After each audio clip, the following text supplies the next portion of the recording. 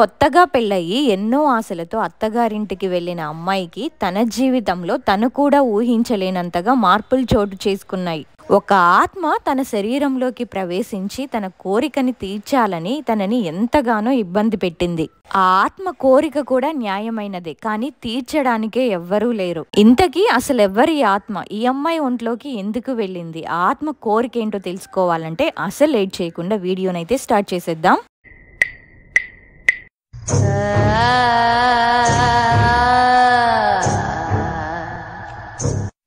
నా పేరు సువర్చల. నేను నా ఇంటర్లోను డిగ్రీలోను హాస్టల్లో ఉండి చదువుకునేదాన్ని. జనరల్గా అమ్మాయిలందరికీ నాన్నంటే ఎక్కువ ఇష్టం ఉంటుంది, కానీ నాకు మమ్మ అంటే చాలా చాలా చాలా ఇష్టం. ఎంతలా అంటే ఈవెన్ నేను హాస్టల్లో ఉండి చదువుకునేటప్పుడు కూడా మమ్మకి నేను దూరంగా ఉన్నానని మమ్మ గుర్తుకొచ్చినప్పుడల్లా నేను చాలా సార్లు ఏడ్చేదాన్ని. అలా డిగ్రీ ఫైనల్ ఇయర్ లో నాకు కొన్ని హెల్త్ ప్రాబ్లమ్స్ రావడం వల్ల నేను ఇంటి దగ్గర నుంచే కాలేజ్కి వెళ్ళాను. ఇంట్లోనే ఉన్నాను కాబట్టి మా అమ్మని మిస్ అవుతున్న ఫీలింగ్ అయితే అస్సలు లేదు. నా చదువు కూడా కంప్లీట్ అయ్యింది. నా స్టడీస్ అయిపోయిన 6 నెలల తర్వాత మా ఇంట్లో వాళ్ళు నాకు పెళ్లి చేశారు. ఒక్కడే అబ్బాయి, చాలా మంచి కుటుంబం అని ముహూర్తాలు కూడా పెట్టేశారు. పెళ్లి కూడా అయిపోయింది. ఏ ఆడపిల్లకైనా పెళ్ళయిన తర్వాత తల్లిదండ్రుల్ని వదిలేసి అత్తగారింటికి వెళ్ళాలంటే బాధగానే ఉంటుంది కదా. మా అమ్మని వదిలిపెట్టి వెళ్తున్నానని ఆ బాధతోనే నేను మా అత్తగారింటికి వెళ్ళాను.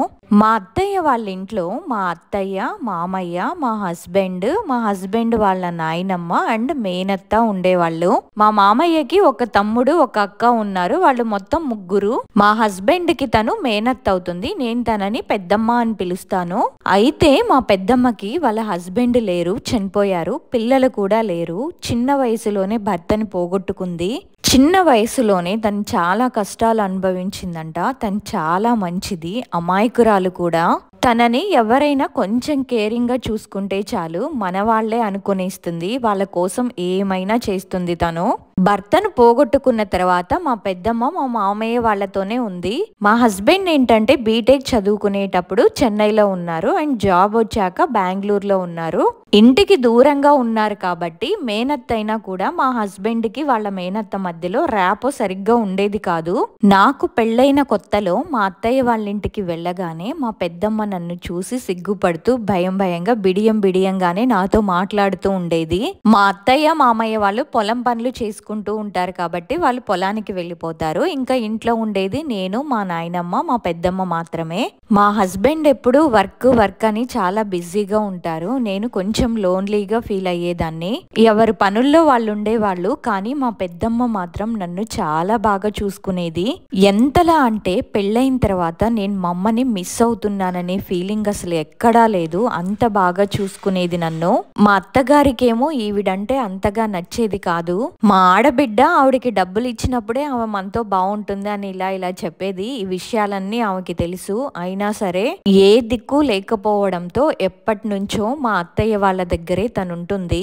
మా పెద్దమ్మ తను చిన్నప్పటి నుంచి అనుభవించిన కష్టాలన్నీ నాతో చెప్తూ ఉండేది. అలా నాకు పెళ్ళైన 3 నెలల తర్వాత నేను ప్రెగ్నెంట్ అయ్యాను. కానీ ఫస్ట్ ప్రెగ్నెన్సీ ఉండలేదు, అబార్ట్ అయ్యింది. ఆ టైంలోనే మా పెద్దమ్మ నాకు చాలా ధైర్యం చెప్పింది.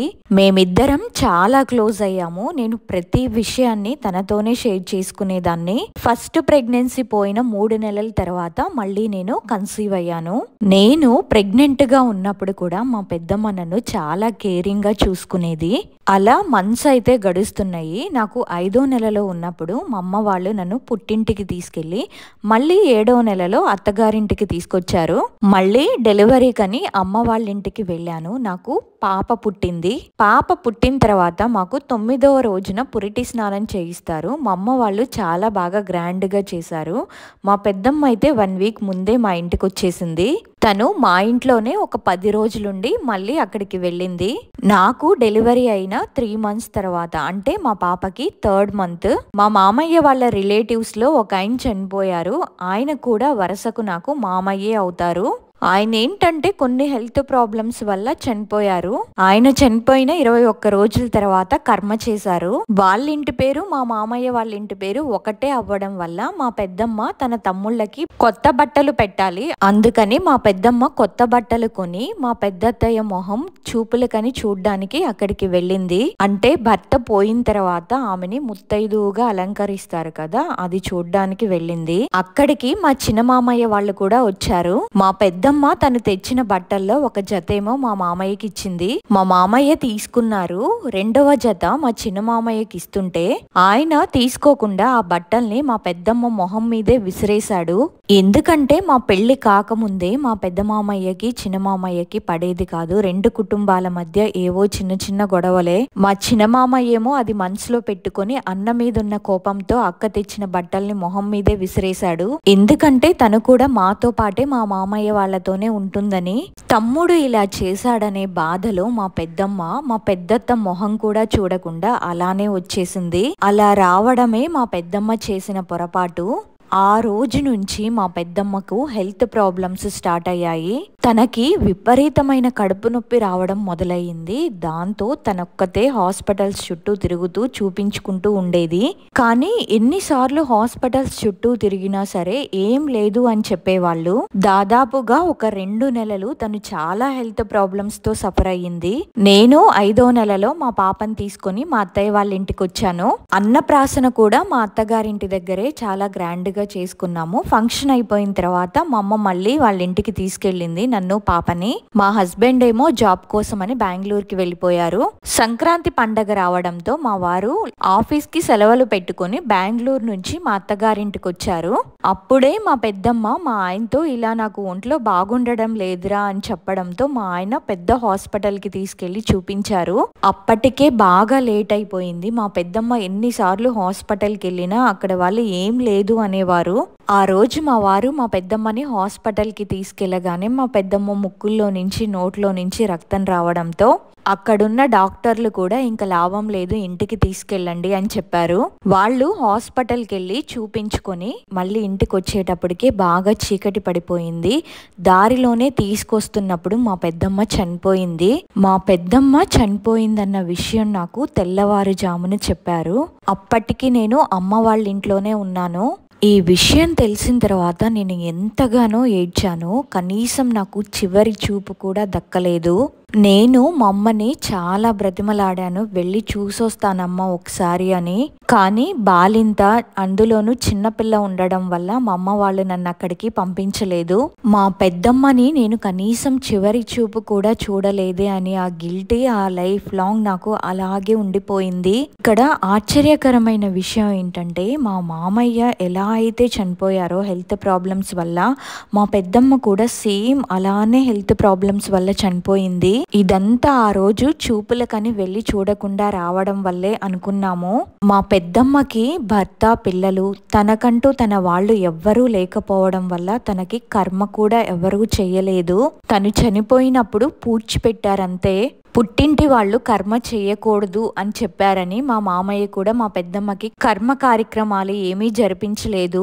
నాకైతే చాలా ఏడుపు వచ్చింది. ఒక అనాథలాగా తను పోయింది అని. బహుశా అలా అనుకోవడమే నేను చేసిన తప్పేమో. మా పెద్దమ్మ చనిపోయిన 4 రోజుల తర్వాత మా అత్తయ్య ఫోన్ చేసి ఇంకా అమ్మాయిని ఇంటికి తీసుకురండి, అంతా అయిపోయింది కదా అని మా అమ్మతో చెప్పింది. కానీ మా అమ్మేమో చిన్నపిల్ల ఉంది కదా, అప్పుడే ఎందుకు అని కర్మ లెక్క ప్రకారం 15 రోజుల తర్వాత తీసుకొస్తాను అని చెప్పింది. 16వ రోజు నేను మా పాపని తీసుకొని మా అత్తయ్య వాళ్ళ ఇంటికి వచ్చాను. నేను ఊరి నుంచి మా అత్తగారింటికి వచ్చినప్పుడు ఆ రోజు మధ్యాహ్నం అయిపోయింది. ఆ రోజు నుంచి నాకు స్టార్ట్ అయింది నరకం అంటే ఏంటో నేను చూశాను. నేను ఇంటికి వచ్చిన రోజే మా నానమ్మ, అంటే మా హస్బెండ్ వాళ్ళ నాయనమ్మ, తన కూతురికి ఇలా జరిగిందని, ఇలా అయిందని నాతో చెప్పి చాలా ఏడ్చింది. మా నాయనమ్మ అలా చెప్తున్నప్పుడు నేను ఏడ్చేశాను. ఆ రోజు రాత్రి అన్నం తిని నేను నార్మల్గానే పడుకున్నాను. టైం వచ్చేసి అర్ధరాత్రి 2 అలా అవుతుంది.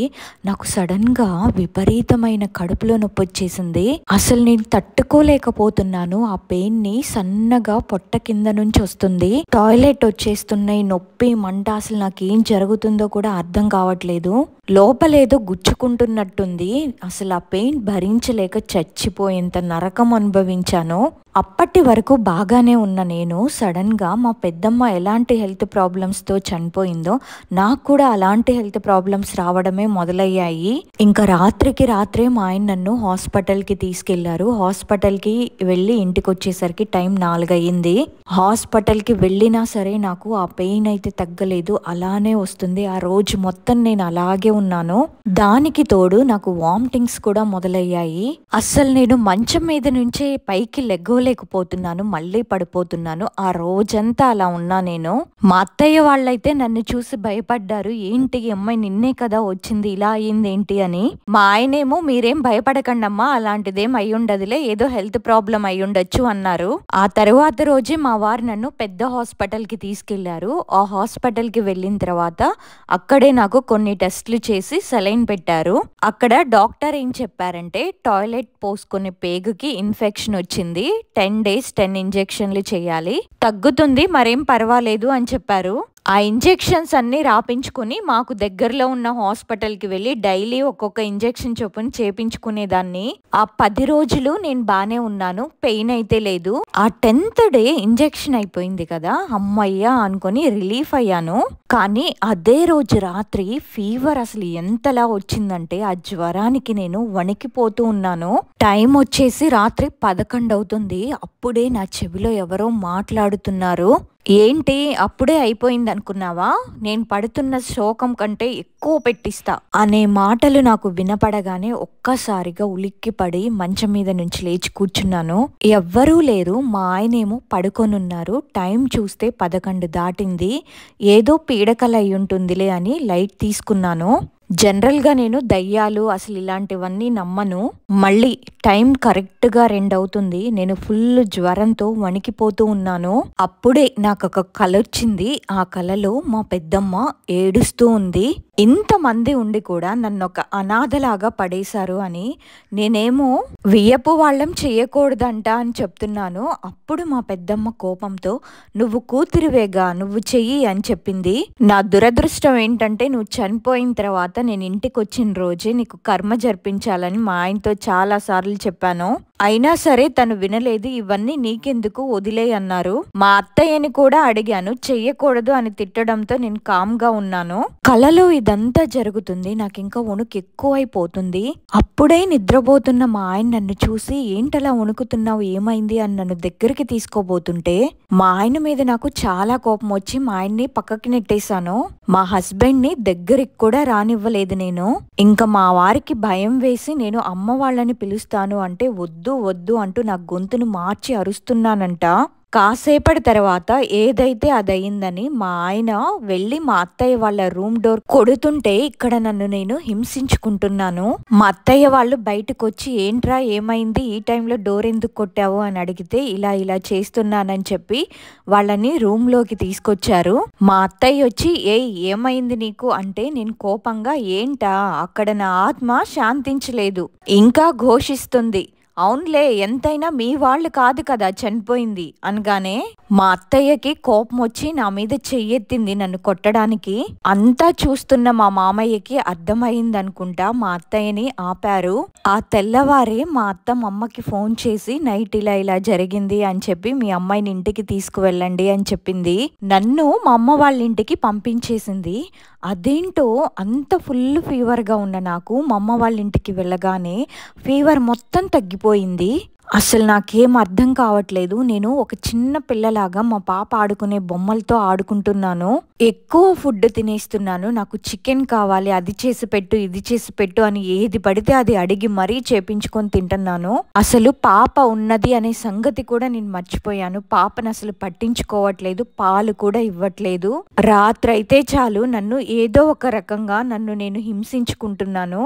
నన్ను అంతా గమనించిన మా అమ్మ ఈ పిల్లకి ఏమైంది, ఎందుకు అలా చేస్తుంది అని చాలా ఏడ్చింది.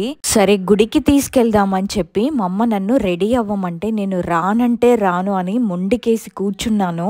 ఇంకా చేసేదేమీ లేక మమ్మ కూడా ఊరుకుంది. అదే రోజు రాత్రి మమ్మ కలలో ఎవరో, నువ్వస్సలు భయపడకు, నీ కూతుర్ని తన కూతుర్ని నేను బాగా చూసుకుంటాను, నాతో తీసుకెళ్ళిపోతాను, నేను ఒంటరిగా ఉన్నాను, ఈ ఒంటరి జీవితాన్ని నేను తట్టుకోలేకపోతున్నాను, అందుకే వాళ్ళిద్దరిని తీసుకువెళ్ళిపోతాను అని నవ్వడము ఏడవడము చేసింది. ఇంకా పొద్దున్నే మమ్మ ఏంటి ఇలా కలొచ్చింది అని నా గురించి ఆలోచిస్తూ షాప్కి వెళ్ళింది. మా అమ్మ వాళ్ళది కిరాణా షాపు. ఆ రోజు మా ఊరి పక్కనే ఉన్న ముసలావిడ వాళ్ళ రిలేటివ్స్ వాళ్ళ ఇంటికి వచ్చి ఏదో అవసరమై ఉండి మా షాప్కి వచ్చింది. షాప్లో నా గురించే ఆలోచిస్తున్న మా అమ్మని చూసి, ఏంటి అలా ఉన్నావు, ఎందుకు భయపడుతున్నావు, నా దగ్గరికి రా, నువ్వు ఏదైనా సరే నేను పరిష్కారం చేయిస్తాను అని చెప్పింది. ఆవిడ చాలా పవర్ఫుల్ అంట. నా పాపకి 6వ నెలలో ఉన్నప్పుడు మొదలయ్యింది, అప్పటికే 1 ఇయర్ అయిపోయింది. మా అమ్మ నన్ను చూసి తట్టుకోలేకపోయింది. ఒకవైపు నా హెల్త్ పాడవుతుంది, నన్ను నేను హింసించుకుంటున్నాను, ఒక చిన్న పిల్లలా బిహేవ్ చేస్తున్నాను, దానివల్ల నా పాప కూడా చాలా సఫర్ అవుతుంది. ఆ ముసలావిడ చెప్పినవన్నీ గుర్తుకొచ్చి, సరే ఒకసారి పిల్లని ఆమె దగ్గరికి వెళ్ళి చూపిద్దాము, అసలు ఏం జరిగిందో తెలుస్తుంది అని మా అమ్మ మా అత్తయ్య వాళ్ళకు కూడా ఫోన్ చేసి వాళ్ళతో మాట్లాడి వాళ్ళను కూడా రమ్మని చెప్పింది. మా అత్తయ్య వాళ్ళు వచ్చారు. మేమందరం కలిసి మా ఊరి పక్కనే ఉన్న ఆ ముసలావిడ దగ్గరికి వెళ్ళాము. మా హస్బెండ్ వాళ్ళ ఫ్యామిలీ, మా అమ్మ వాళ్ళ ఫ్యామిలీ నన్ను అక్కడికి తీసుకెళ్లి ఆమె ముందు నన్ను కూర్చోబెట్టారు. మొదట్లో మా అత్తయ్య నన్ను నమ్మలేదు, నేను కావాలనే యాక్టింగ్ చేస్తున్నాను అని అనుకున్నది. అప్పటి వరకు కూడా మా అత్తయ్య నన్ను ఇదంతా కావాలనే నేనే చేస్తున్నాను అని అనుకుంది.